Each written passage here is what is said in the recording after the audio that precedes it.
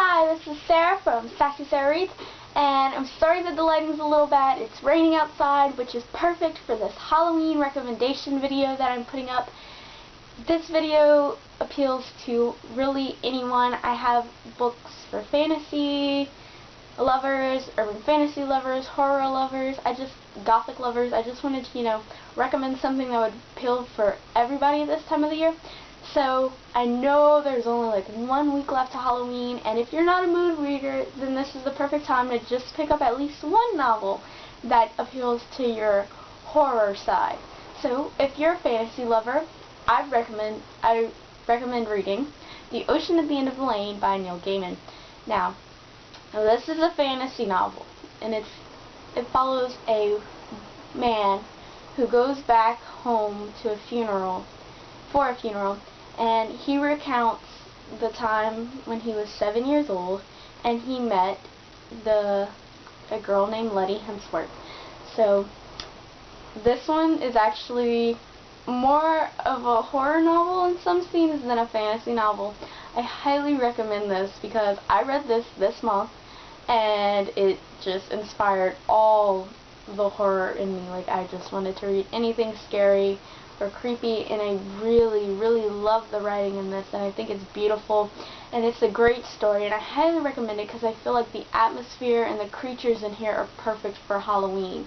So, fantasy lovers, give this one a shot. And if you're the horror lover, I have Carrie by Stephen King. Really, any book by Stephen King will do for Halloween, of course, but Carrie is, of course, one of his shorter works, and I wouldn't recommend you it because that's over 1,000 pages. That may take a little long to read in a period of a week. But I definitely recommend Carrie because it's his first novel, and you can really get the feel of if you're interested in reading King or not. And then you can watch all of the remakes and the movies for Carrie, because Lord knows there's like 4 or 5 of them, and Halloween you will be entertained. So definitely give this one a shot. And if you are a zombie lover, I have The Forest of Hands and Teeth by Carrie Ryan.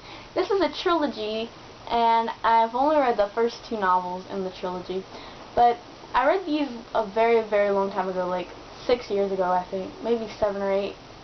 And I actually want to reread these, but I still recommend them because, well, there's zombies in them, and I feel like if you're a zombie fan, then you will definitely enjoy reading this one. So, it's about a girl named Mary, and she lives within these walls, and outside of the walls are the unconsecrated, and the unconsecrated are of course zombies. And naturally, as things go, the unconsecrated attack her village and destroy it, and her love triangle and her best friend, so it's more of a love square, are forced to be on the run together. And it's interesting. I definitely recommend it. I don't know if I would love it as much now as I did back then, but I recommend it anyway because I remember really enjoying the writing. And then, if you're a Gothic fan, I recommend Between the Devil and the Deep Blue Sea by April Genevieve Tuchel. And this is a novel that follows a girl who suspects a guy that she is interested in for being the devil. And I really enjoyed the atmosphere of this novel. It is very Gothic. So if you're into creepy houses and old jazz music and, all those little horror things that make up what is the essence of Halloween, I definitely recommend checking this one out. I'm not sure if it is for everyone because it's one of those books that are either you love it or you hate it, or you're just on it, but I definitely recommend it if you are a fan of the Gothic part of Halloween. And then I have a book for the Suspense Lover. Now, this one doesn't have any monsters in it, but it definitely has a strong creepy factor because you know what they say, the real monsters are the ones inside of us. And I recommend reading Dark Places by Gillian Flynn. If you're not really into, monsters and that, this is a novel for anyone who's interested in the human psyche and that element. I feel like this is actually one of her darker novels, and it has a good atmosphere for Halloween, so I highly recommend reading this one. And if you don't know what Dark Places is about, it's about a girl named Libby, who is the girl of the Day, who's the last surviving member of the Day family, and the Day family was brutally massacred, and her brother was persecuted for the crimes, but he may or may not have done it because, you know, a 7-year-old isn't the most reliable witness to a crime. And if you have read Flynn before, then you know that the villains come in all shapes and sizes, and most of the time they're in the female essence.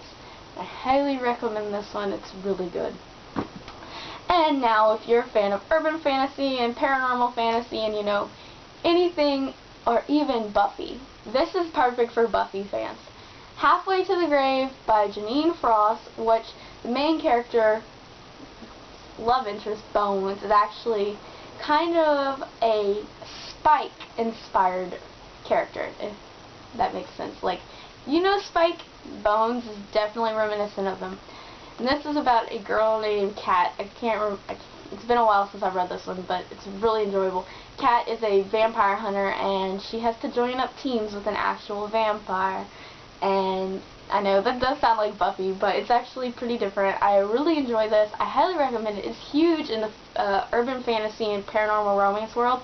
So if you're a fan of that and you don't want something with blood, well, there is blood in here, but like too much guts and gore and just monsters, then I highly recommend checking these out, because Buffy-ish? Yeah, check those out. So these are the books that I am recommending to you guys for Halloween, and I hope that you check out one of these. If you've read them, let me know what you think down below in the comments, and bye!